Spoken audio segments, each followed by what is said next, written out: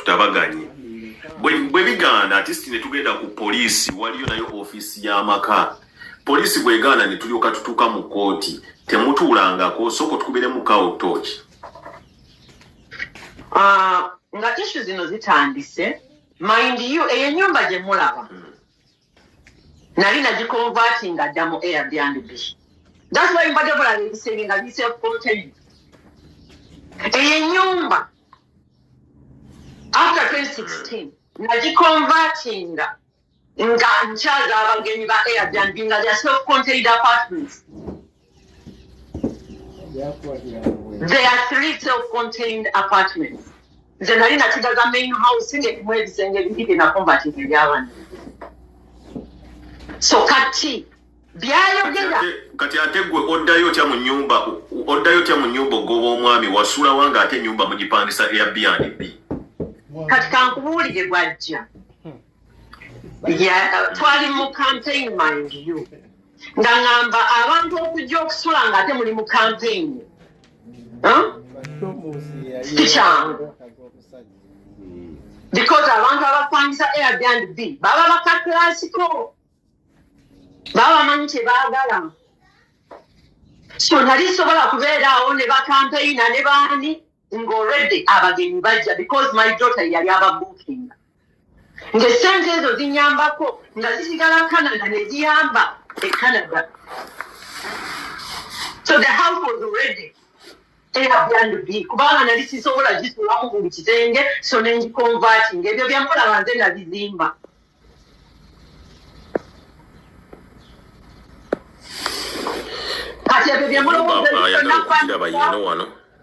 Eri ku Airbnb abasobola okugigendako ebyo byonna furnishing bikina bikola n'ebifaananyi bigende ku internet ku website booking.com Airbnb ndowooza mugiraba kati gyagamba mbu namugobawo maama wange asula mu kisenge mani sempala biki byayogera.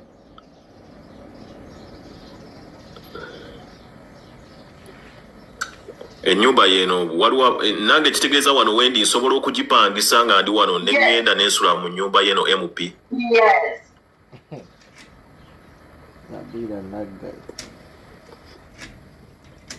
Yeno eri mu Airbnb. Yes. Ani running ennyumba eno nga host? Muwala wange Amira. Kati ate maama wa asula mu kisenge kinnazaala waffe asula mu kisenge kye nawulidde nti asula mu kisenge ky'omwami Sempala.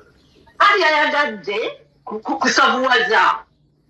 Tasaana kwogera nti nno ennyumba erimu apartments nga bwe mugiraba. Yeeno eri ku Airbnb. Yes.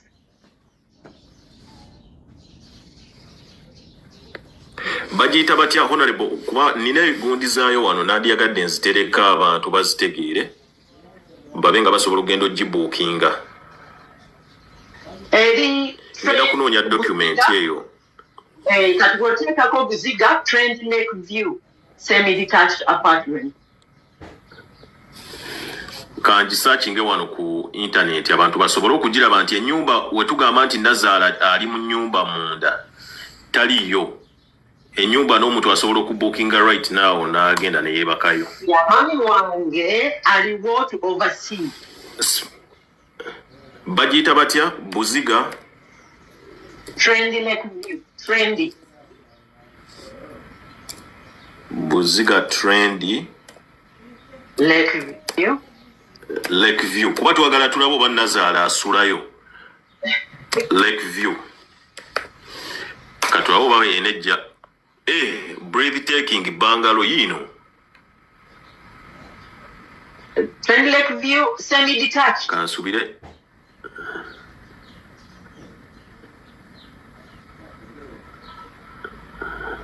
Eriko semi-detached. Yeah. Teekako imalayo ekigambo ekyo. Male ekigambo semi-detached.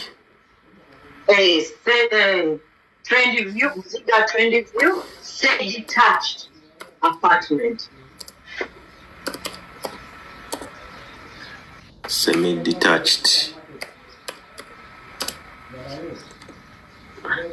Bana ina mu abali eyo musobola okuba nga munoonya ennyumba eno. Nneme kubanga omulimu gwonna nze ngukola.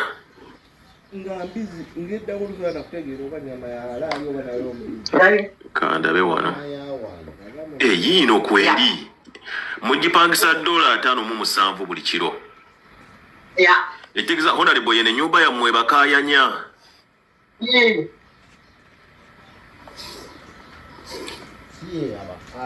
Yeeno wano ennyumba bane ayagala okulaba ennyumba y'aba Honorable ebakaayanya. Hosted by Amira ye muwalawo.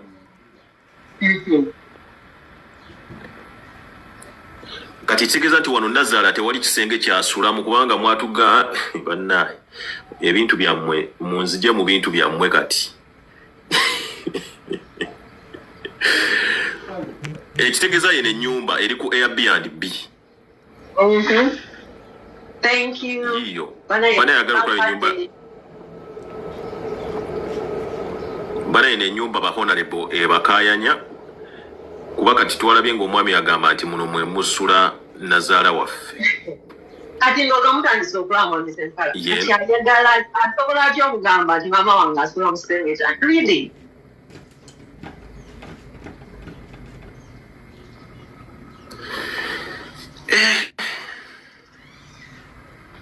Ndoza mulaba engeri gy'abuuzaako. Nazaala wange asula mu kisenge kyange. Really?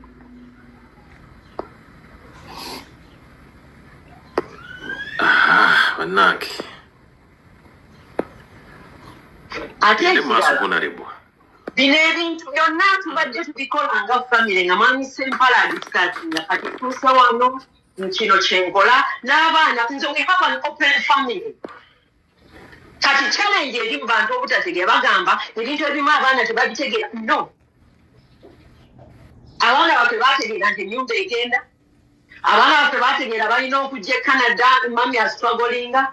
Abaana bange babadde bamanyi ssente z'empeereza. Be baaliwo ne mu kulambula ennyumba eriwo gye tuba tugula. Ssente nziweereza, yes nziweereza. Kati abamu bye mwogera nga mulowooza famire eyange ngikuliza mu nkwe. Kye waliwo abaana abamu bye batamanyi babimanyi.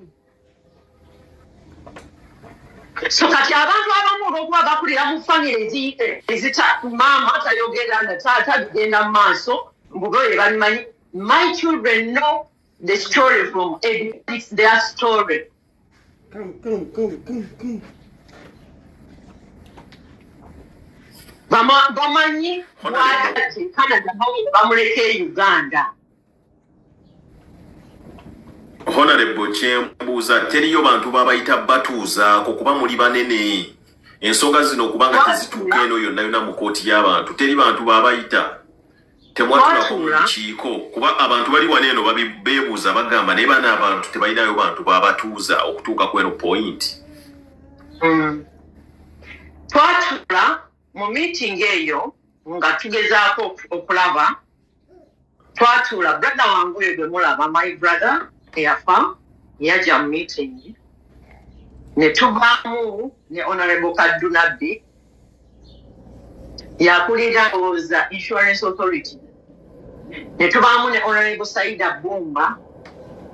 Ne tuvaamu ne DPC w'Ekalagala. We sat in that meeting. Mu meeting eyo ne batuuza amaka kyagaaga. Tene mbagamba nti issue eriwo nze sirina buzibu ku nnyumba eno kusigala nga nsasula wadde amabanja nga giriko. Naye kyenjagala eve mu mannya gaffe egende mu g'abaana tugiveeko. Mami Sempala yagamba ekyo tekisoboka.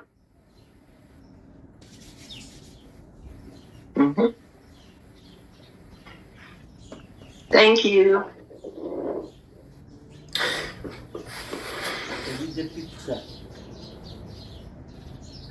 Kati Honorable ye yagamba namugamba nze ennyumba kikyali singa kyenjagaza naye investment eno yonna egenzeemu kisobola kubanga ngikoledde ggwe abaana babwe ku baana abaana bennyina tewali atali wulo ennyumba tugisse mu mannya g'abaana n'agamba no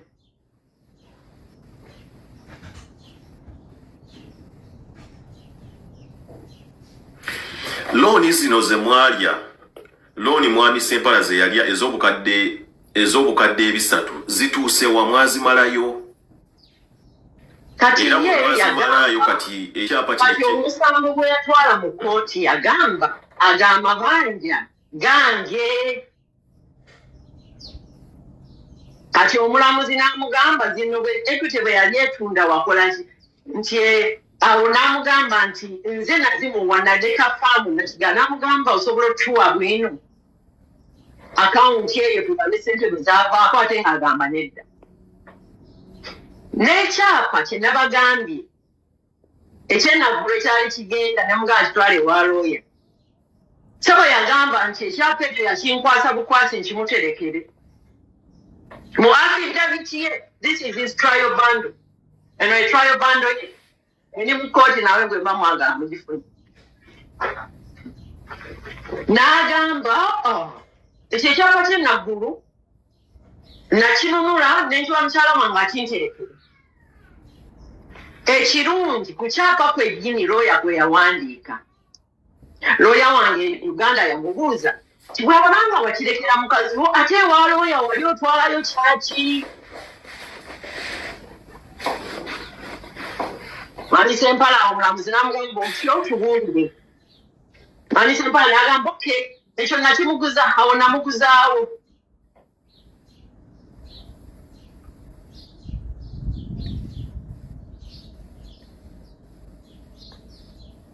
ya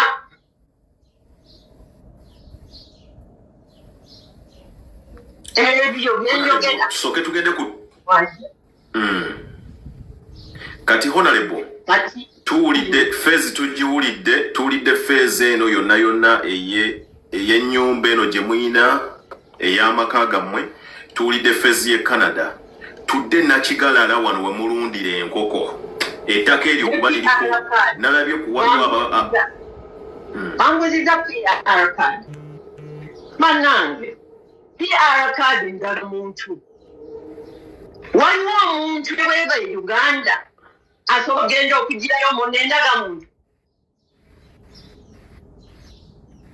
Canada tekisoboka Canada bakwate PR card ey'omuntu omulala bagiwebe gavumenti ye Canada no era nze PR card bakuwa ekipapula kye bayita landing document embassy yekikuweze Uganda landing paper enajje Canada nga ndi landed mu 2017 PR card bagikuweereza after 2 weeks nga oli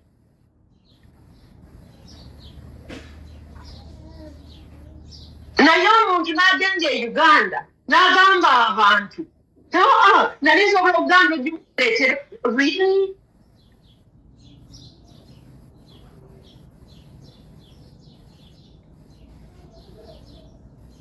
mbagambye nze natandika ne looya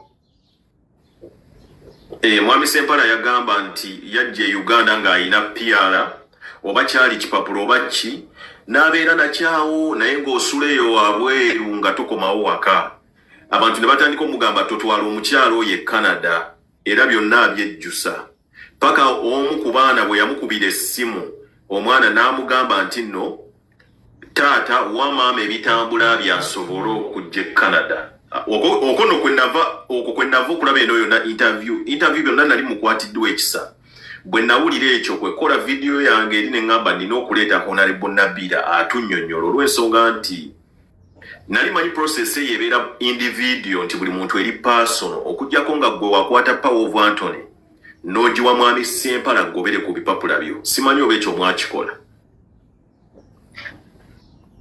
Communication between the Immigration Canada was between me and Immigration Canada.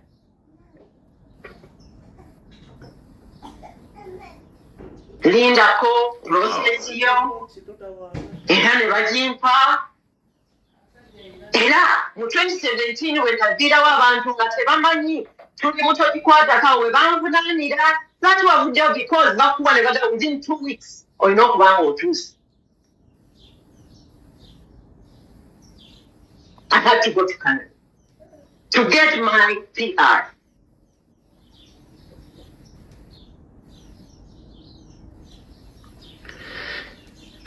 Honorable, emboozi teggwa buwoomi. Tusooke tudde ku ttaka ly'e Nakigalala. Mutandika projekiti mugula ettaka ly'e Nakigalala. Ettaka ly'e Nakigalala liri mannya gaani awe mwina era lyenkana ki obunene? Bwe njogera ku ttaka ly'e Nakigalala bannaayi mwabalabye vidiyo ezo we wali we mwalabye ebiyumba by'enkoko we baamenye Honorable mwakola kyaki ne mukola crusade. Honorable walokoka. Kati kansooke ntukubulire ebintu ebyaffe tebirina kakwate na muntu mukulu.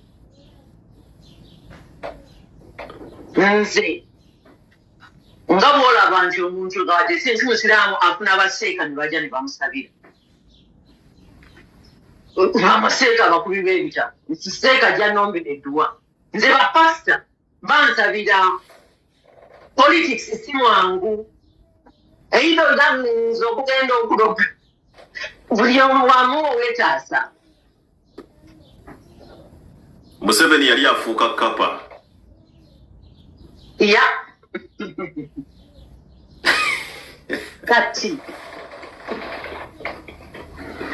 njagala kuwa ekyensonga ye Nakigalala. Nakigalala mutunuulire dates z'ettaka ly'e Nakigalala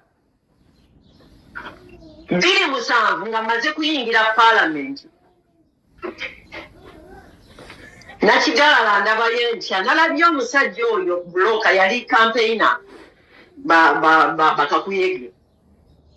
Mwani Sempala ekizibu kye nti bwe yajja mu politics nga oluusi bakakuyege asiiba nabo ne bafuuka mikwano gwe abantu abamenya akalulu ne bafuuka mikwano gwe kati ogenda okubasanga nga batudde naye. Kati enjawulo wakati wabbaawo ng'owa ekitiibwa ne bakakuyege eriwa? Kati omusajja oyo gwe mwalabye mu gundi ye buloka eyanfunira Nakigalala.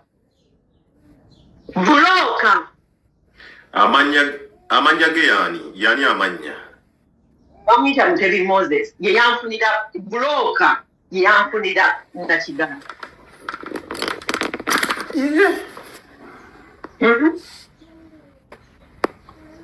Genda maaso Honorable kuba nina wino wano gwe nafunye okuva e Uganda ono ye TikTok ekkiriza omulaga.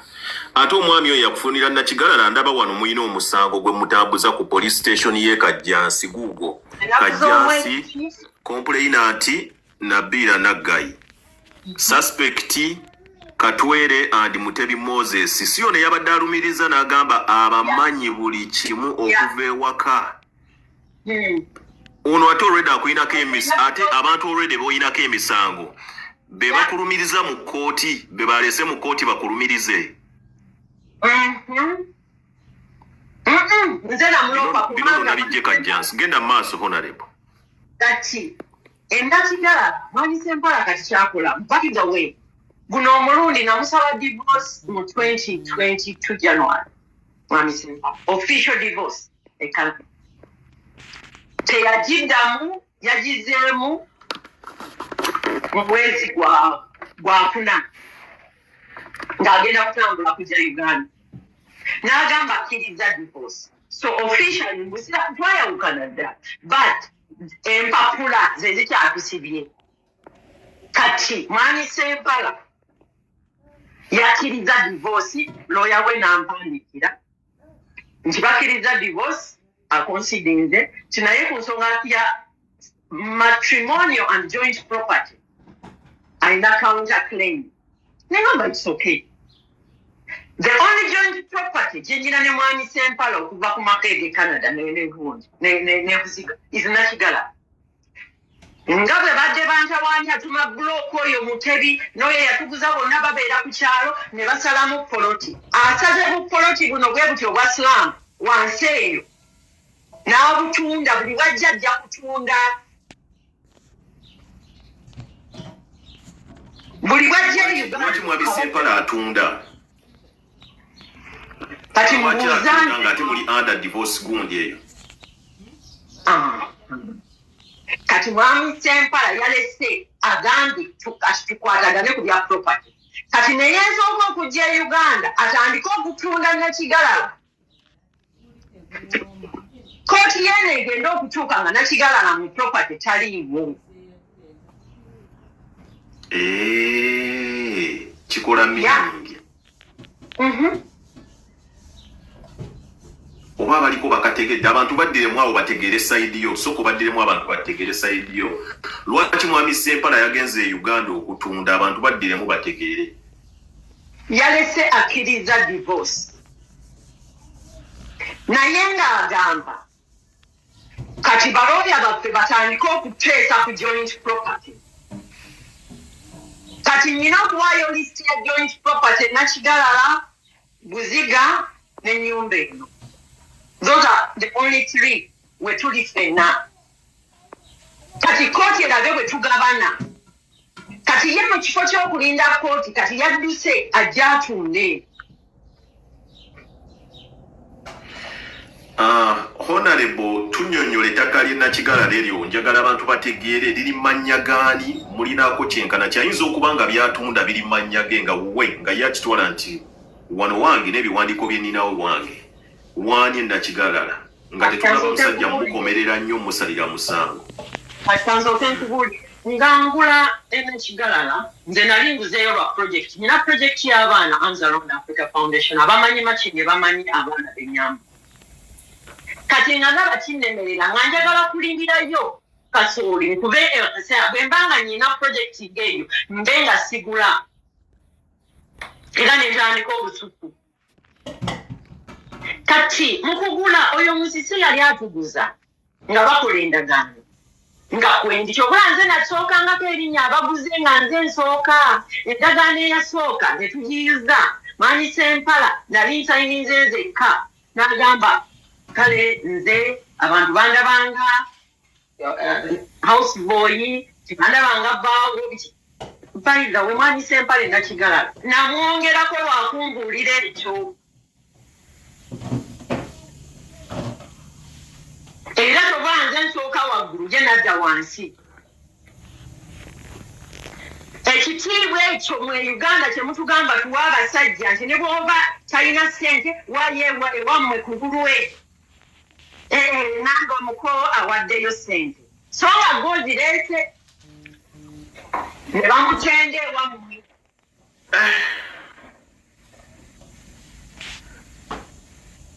Nakigalala awo mwami Sempala annyonnyola agamba nti ye yalina ekirowoozo ky'okulunda enkoko era yatandika okukola ebintu by'enkoko nga gwe mukyala Nabila tobimanyiiko naye ng'anoonya ettaka n'agenda ne Netherlands n'atandika okusuubulayo enkoko.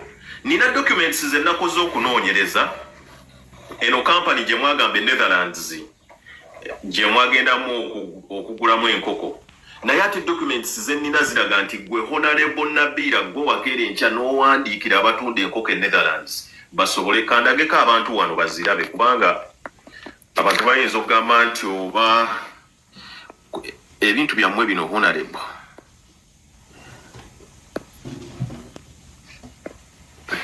Waliwo eno email be bana batunda enkoko mu Netherlands bagiwandiika May 17 May 17 2010 nga bawandiikira zizaawo go abawandiikira ne muwala wange ya Mira she was 14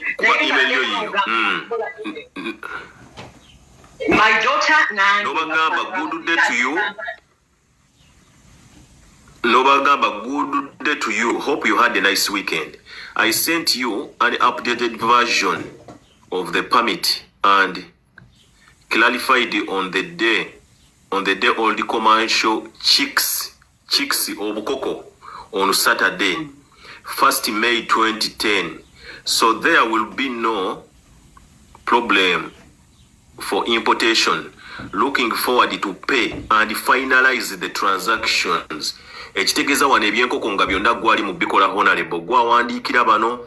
Nina emails nnyingi ze nafunye angezeko abantu zibateerako wano babe nga bazi abatuwuliriza taata wange veterinary doctor ewaffe ekiwafu twakula emmanju waliyo ebiyumba by'enkoko ye projekiti yokka oba ye bizinesi gyemmanyi nga nze olw'okuba nti nagikulira waliwo neeno yanyangwira waliwo neyo egamba purchase type of chicken era email eriko ya yiyo kati nga waawe egamba thank you for your interest. eyo kampuni nze nagisakinga online nenjifuna ng'obukoko obwasekalaalo bwaki obuva eyo babiyinzika bufa ng'ate tebulina weight nnene nenoonya amagezi amalala to import era nali mbasabye nfuuke agenti waabwe e Uganda nga I can get for people naye bwe nakiraba ningamanyisa empatio business tosobola oginyweza because I was member of parliament kanmanyisa empala nendimuteekamu naye gwolaba oyo era omuntu gwe yasula oyo omuteri nga yagula kyakyu n'aleeta omusenyu mu mmere y'enkoko ne zitandika okufa ng'era nayo tabeerayo.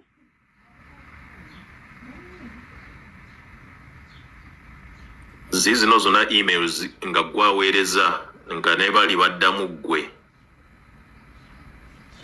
Kati Hope you are okay. empala nzikiriza era waliwo ayogera nga mmaze okulaba ebintu bye nakigalala awo naddamu nengula ettaka ebuziga wansi waliwo amayumba gange gendina bwengula mwanise empola era yalibyo nga nze ndi bize nkomawo awaka nsanga endagaano eriko Nabira Sempala ne Isaac Sempala ne mugamba bijeko jakamanya gange nanga kuteeka kamanya g'abaana sigenda kusayini awo nga ntandise okulaba nti yeeyagaliza yekka era ebyo bye natandika okufuna nga taliiko bye nnina.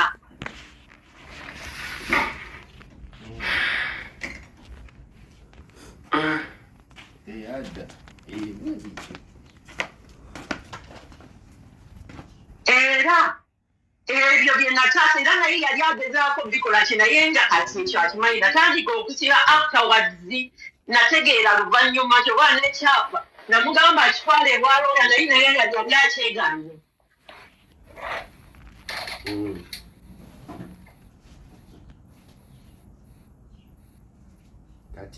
So the property temulaga atakayanirako ebinga byo tebiriiko naye singa it was up to him ne property zange ndala ng'era abeera bize n'oyo muntu ne bajja nedda nja kubeerawo chairman nze njomulaba ng'oli bize genda mu meeting yo genda mu workshop yo olaba omusajja kyakukola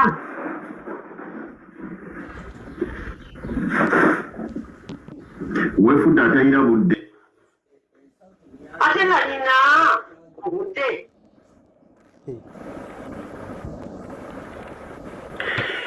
waliyo abakyala abalala abayita mu bino ebintu nga nabo bali mu biti binene e Uganda nga olaba nti ba MP ba minisita nga bajja awo nga naye omusajja yamukwata obwongo. Era kyobalaba nkugamba nze nakkiriza nti tugenda gabana wadde sente singa zange enamba is okay naye ye nemukugabana ayagala kulyakula nze sibuganye nakigalala because manna agenda n'alimirayo bulimizi kukuuma ttaka. That's all. Walimu bandi abaddewo tujja siriiyo naye kati namugamba kyenina kigala namugamba mwami Sempala actually twatuuzibwako ne Hajjasa ne basajja baka namugamba ettaka eryo erina kigalala nze naligula naye kale nzikiriza tugabane naye tusooke tugireko sheya z'abaana tuligabanye emirundi 3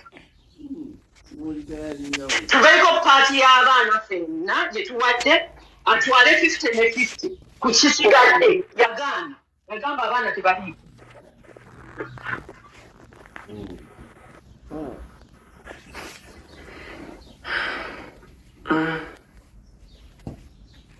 kati koti bweneebesaze divorce nga nakigala alina mumutunze naye nga labye mwami Sempala yali agamba nti wano tulimirawo bulimizi ndese bali bakiriya ng'ekisiko kati alitawo kati emiteni nze mugange yatunda ezo police cases ziriwo omusango gw'ennakigalala guli mu kooti ng'alina injunction nti katunda paka nga divorce etuuse tugabane nze kintu mugamba kyokka that is all ekyokugabana nze nakita dda nti abyagabana nakita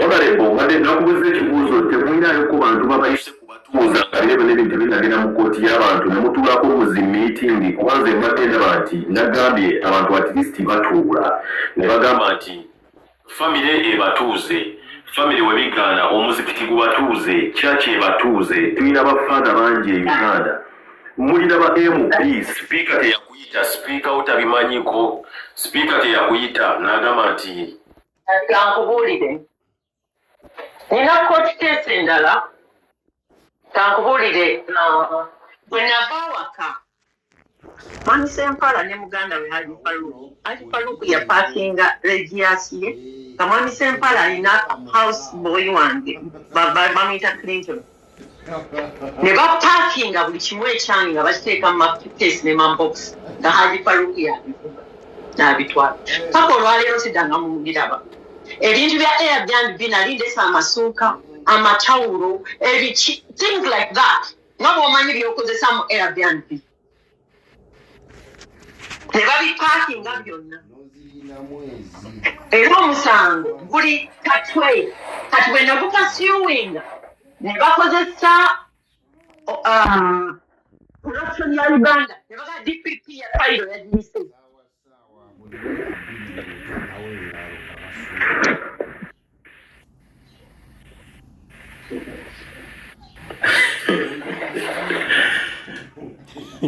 bwe bagamba bamalawo n'abiri ng'akyalo kati abantu omanyi nabagambye nti the only weapon society has against women is throwing the shame infidelity tool is the only trick era kyoba olaba muntu yeesiba bwenzi yayagala omusajja nze sibirinako ebyo ndi ku issue sente kiki ekitambula ki ekyo twakimanyira because kati yandibadde agamba n'abasajja abala kubanga nze yali mu palamenti lwaki profesa yekagwe abalala baliwa why should it be only him kubanga Honorable okebera amawulire bw'owandiika Profesa Balyamuleeba wano mu internet byonna ebiriko buli ggulire ly'e Uganda investigator agaani gonna gaakuwandiikako nga bwe mweyagala n'omusajja oyo kyekyo kyokka kye mbadde ndabanga gundi bye bakuwandiikako naye nga tetumanyi eno story gy'otuwadde nja kwebaza tulina ekizibu e Uganda we don't have professional journalists they are just paid journalists abawa ssente bwe bakubira agataliiko nfuufu that is all they don't care about bakteeriwa no they don't ekijja okutunga amawulire kye bakola yayenze baamusse obwenzi mu maka that is all mu kifo ky'okugamba what are the facts no society inakulembeza basooke baweebula omukazi bamutuuse ku levu kyekyoka naye nga fakisi ndala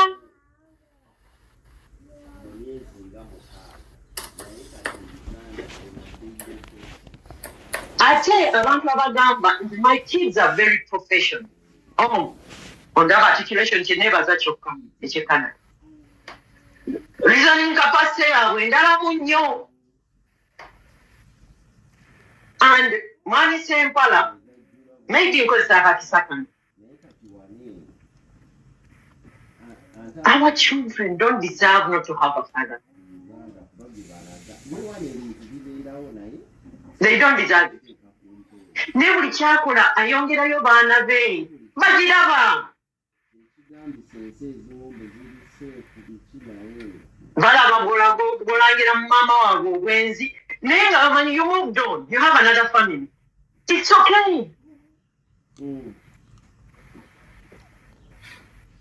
naye nga bw'aba ayogera mwami Sempala agamba mukyala wange nkyamwagala nze nga mwagala naye kati nze nga mwagala oba nti engeri gyali nti mwami Sempala mwami musiraamu mwakanyako yakubuulirako nti ngenda kuwasa ebweru oba ki ekintu ng'ekyo kambabuulireyo kano kasi omanyi nja kujja baleetere gyebisika omanyi byannaku naye ate gabisesa because it's my story. Mumanyi nti nno lumu namuweereza ssente naweerezanga ssente dahabshir eri awo kabalagala weeri y'Abasomaali eweereza ssente namuweereza ssente ng'olwaleero ngenda okulaba nga ndabaka message nti nyina ssente mu Western Union nanze ani ampeereza ssente ngenda okulaba ennamba ne mugamba mwami Sempala ate gwompeereza ssente nkuweereza ssente mbadde nziweereza hajati mugamba hajati nkuweereza ssente ku makya kati ate bw'oba wayagadde hajati muwe ssente maama we lwaki waŋŋande ne ntoola ku zino ze nakuwadde ne muwa naweerezanga ssente bwenti n'asigazaako haafu endala ne zikomawo e Uganda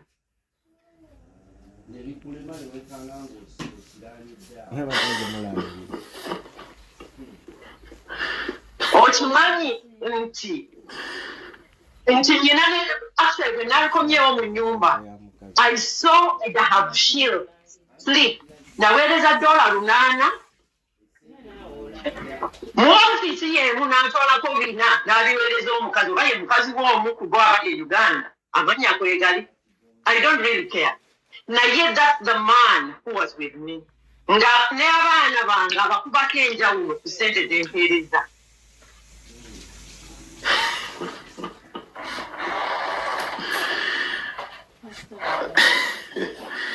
byannako naye ate bisesa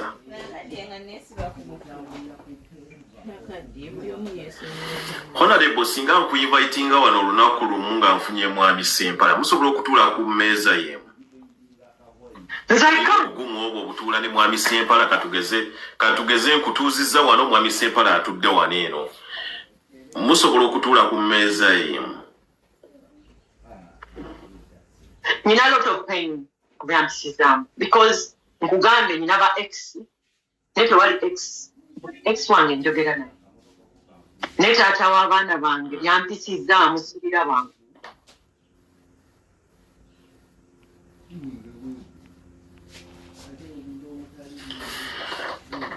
mmanyi nti mwami Sempala kwali kunaatulaba bubaka ki bwe wandiyagadde omuweereza noga nti mwami Sempala nkuweereza obubaka buno. He's a citizen in Canada. Canada is a country of opportunity.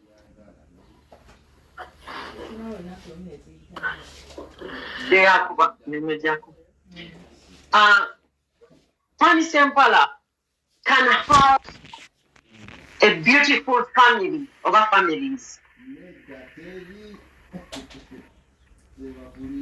Nze amoke n'abaana naye alekera okubeera nga ebintu bino abyongerayo because abaana bwe bandibonedde omutima ne bagamba oba papa ituludde omulaba babanga bagenda okukifuna n'ayongeramu ekirala kati basanyuke nti wagobye jjajja waabwe basanyuke nti jjajja waabwe bagamba mugambye mbw'asula mu kisenge kyo like wabeerawo ebintu ebimu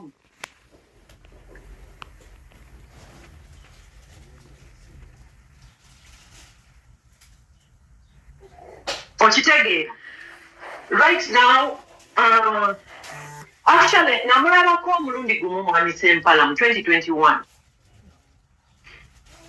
waliwo omukyala awo bamuyita Aisha Saleh abeera awo Kalungu Gunga yamuyita nange nampita mwami Sempala yali mu bintu bye baatwala ne pasipoti zange zaali mu luza tebadde ayogerako kati nga amugamba nti kino ekintu kiri criminal otwala otya pasipoti zange zonna yali azitudde ne mu bintu byatwala byonna ekisenge bakine so n'amugamba kati yali akomezaawo pasipoti zange naye bwe namulaba I broke it up because nga sirina bigambo I have nothing to say. Bye nandimugambye byandibadde bimu nti ne bwandibadde tonjagala njagala abaana bo kubanga oba oyagala abaana bo waliwo byotakola mama wange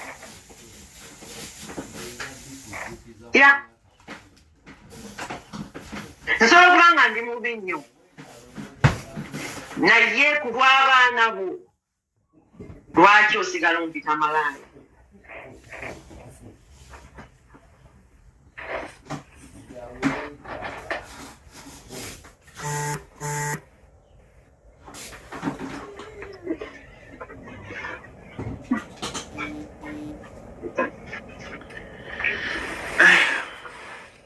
Honorable njagala ogume kankuwemu ka break honorable kankuwemu ka break I know it's a lot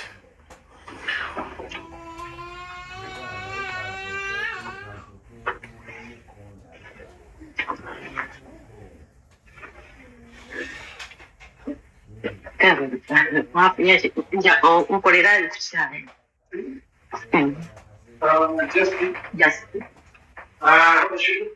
What's up, honey? I think he's honey. Yeah.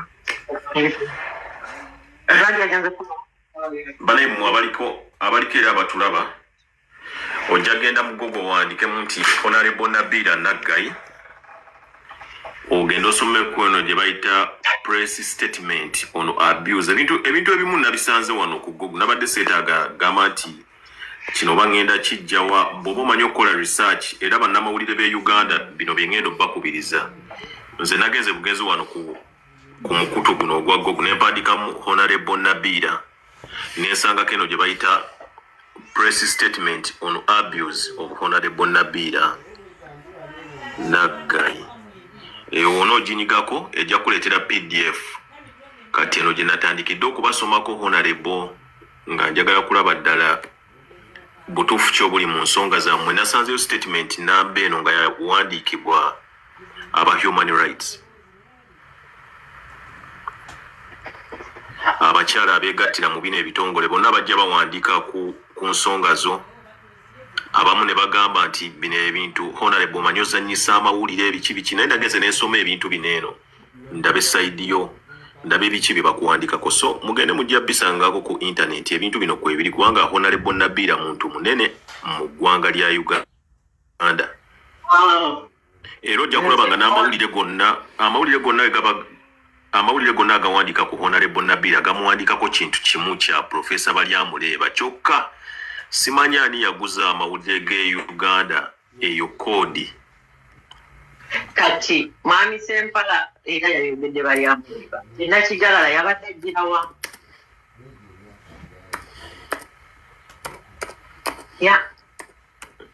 kuba siwuliddeeko ate Profesa Balyamuleeba simuwuliddeeko mu kintu kyonna ekya nakigalala era bibino bw'ogenda mu gonna amawulire baagaguzeeyo story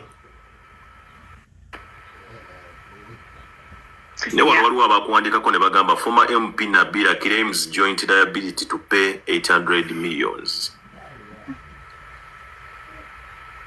Kati abajamu jasonwa mbaka njogera ku baana bange because nze my children are my life. Naye kinuma okuba nti tebalina relationship with their father. Ate nga yongera gimenya.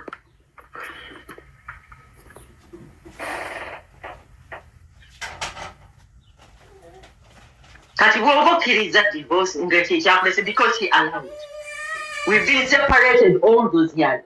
Actually, Haji Kadunabbi, Honorable Kadunabbi, Honorable Saida Bumba, bagamba Sempala.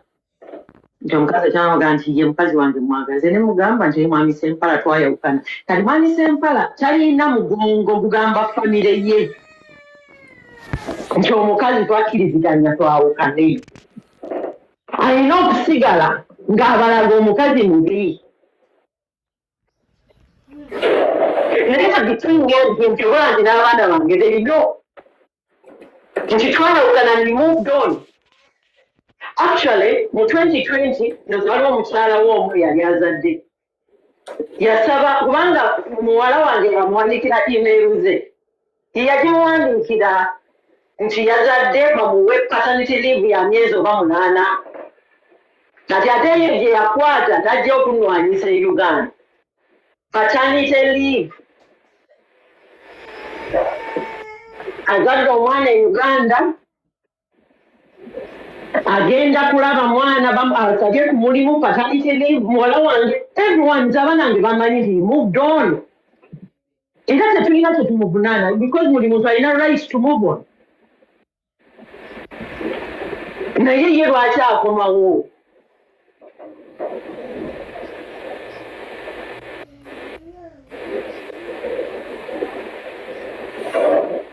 Era that's why kinnuma nnyo okuba nti nno buli lunaku ayongera okusangana. Because at the end of the day, basigala baliraba. It's trauma for them.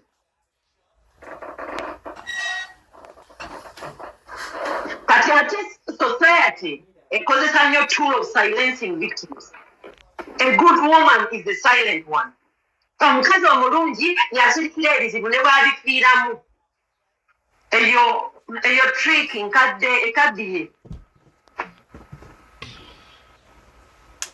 That code of silencing women. A good woman is silent up to death. Waliyo bantu bangi abalina mindset eyo.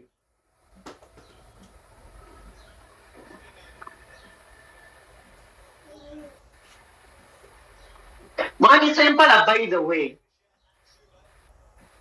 now one in Canada, kati Canada, yalita yagala, actually he doesn't want to work. The thing he would always tell me, nze, kuda, mabanja, Kampala tuwalika your business. Wadduka yo mabanja. Ogenze mu nseku wadde opportunity, ate oganye okukona. Toyagala. He has an attitude towards work. Omwana bw'ayingira mu tiiyo oba tayagala genuine work. Okukeera omuntu n'ogenda n'ogattako mpola. Abantu abangi tebakyagala. Nze sirina buzibu. Nze nkeera buli nnaku ne ngenda ne nkola. 8:15 to 4:30. Era nange Canada yapima qualification zange nga zintuuza mu office ya gavumenti.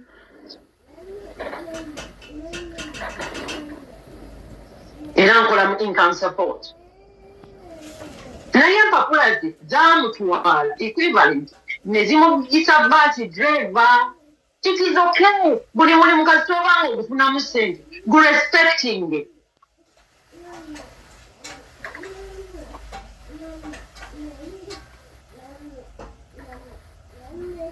Do you know, Chino, one Sempala China can contribute? I'm the one who pays the mortgage of this house in his name.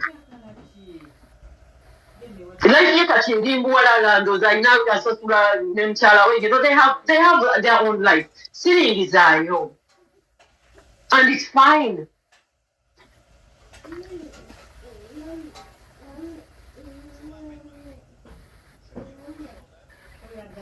Naye bw'obanga buloke yatusidde byakugala yatambula naawe kubanga ye nakigala nti dabanga bizinensi kubanga amanyi otunda so aba amanyi nti bw'atunda era commission gyasigala akuna.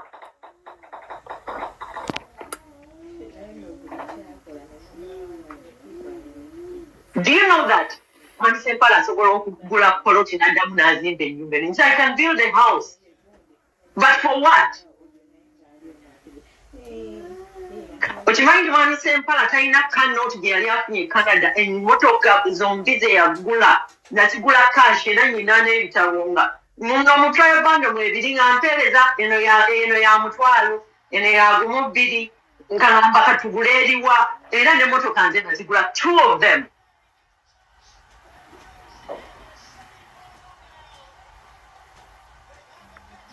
Kati kyova olaba nti talina nsonga n'ambuzi gyanyumiza abaana kuba abaana tasobola bajjirayo katemba bw'ateeka mu mawulire abaana alina kuba honest bw'ajja nabo n'abagamba I'm sorry simanyi kyankoze kati he needs to just come and sit with his children ate abeera accountable. Nze siyina situla mu mboozi n'abaana bange they are busy ntwogere ku taata wa no but I feel sad kubanga asigala taata wange. I feel sad that they see him like that.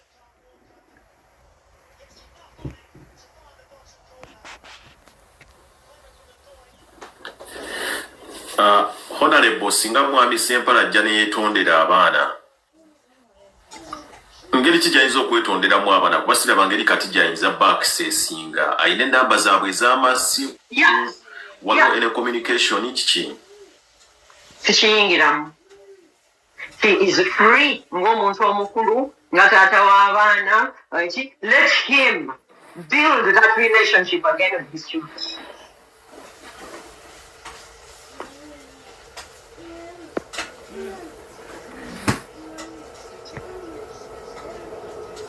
I don't have negamba nti abakyala mukwata abaana ne muba brainwashinga omwana n'abeera nga takyasobola kudda kwogera na kitaawe ne muba brainwashinga ne mutandika okugamba abaana oyo taatawo mubi oyo taatawo ali bw'ati. Kati kankubuulire financial abuse people tebakoma kwawo. Okimanyi nti muwala wange omukulu mukazi wattu her part time job as a student. Mwami Sempala yali talina credit n'agenda n'akozesa akawunti y'omwana we n'ajjayo essimu empya n'atagisasula omwana wange student n'agisasula. He has even done that to his children.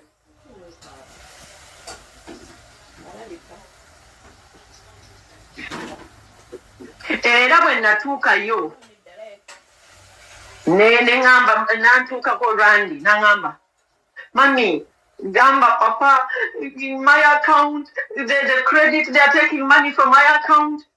Nemugamba why did you allow him? Do you know that when my daughter we are further 18 netandika okuweerezanga sente to my daughter kubanga Mwami Sempala yadaivatinganga sente lumu naweereza sente za orthodontist wane Canada aba orthodontist bano abasiba braces insurance tebakavali kati nalina okuweereza sente ezo cash omwana wange Rafa he needed braces nenzimuweereza teyazisasula ngenda okutuuka e Canada I think I was 2018 mbuuza bamututte mwana mu sister wa mututte wa orthodontist nagamba you owe money tezijja mukolako Mwami Sempala namukiruube ebyo byonna abikoze n'abaana abalabye mu financial issues so kati alina omulimu munene to convince his children about his financial abuse. because he did it to them too.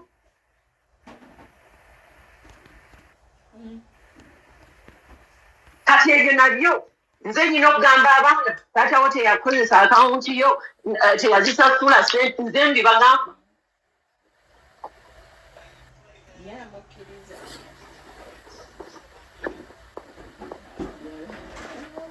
kati kyova olaba abantu bonna abalowooza bambi okozi ono bamuyitali bwe batta sobi ne balina abaana be naye ngatta abantu bad people are parents too.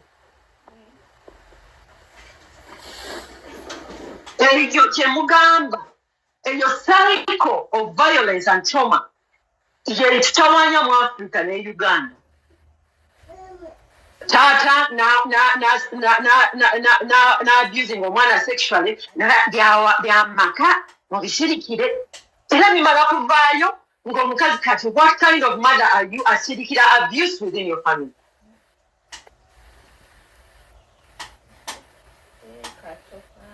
So eyo season ey'okusirikira ebikolobero awaka yagwako dda mwabakyajagala muddeeyo 100 years ago.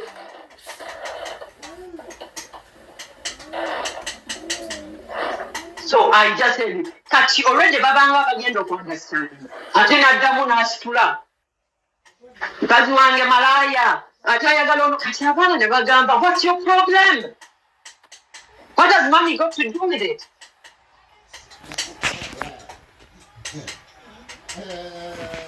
Bana. Emboozi tebankadde. Okujjako nga waliwo alina ebibuuzo. Kiriza naye babiwandiike, so I just answer them. Honorable mpuliriza lenga Honorable project y'enkoko eno nagadde kuba project y'enkoko ngimanyi kati nabirabye byonna gwe wawandiika nga babawa enkoko byonna ebyo kubanga omwami yabadde agambye nti wagendayo bugenzi wagendangayo ku bya project y'enkoko nga MP byemukwatirako abantu okuba traininga ebyo byonna lwakuba tobitanyizaako olabika video zino tewaziraba kati mwami sisobola kulaba the closest one zisobola okuba nga zinjibigenda ku depressinga. Yeah, I don't want to be depressed. Naye njagala kubagamba nti nze nakkiriza okimanyi nti no yagenda naregisitaringa nakigala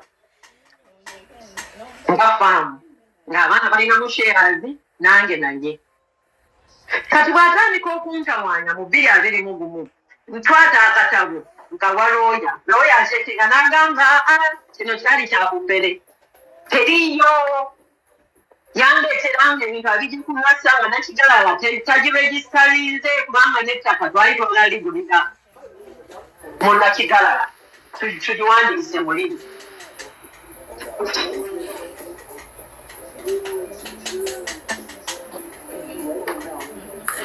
Honorable kante ku masimu abantu bakubuuza ebibuuzo abantu bayinza okuba abagala okubuuza wali abagala okusaasira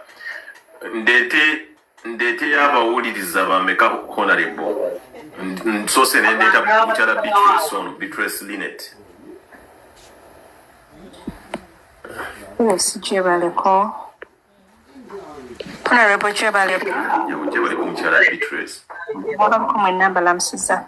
Sansira nnyo Honorable Nabira Byoyitamu, but you're a strong woman, you're courageous, and I like your confidence and them like to stand on your ground, not to be let down because of what people are saying.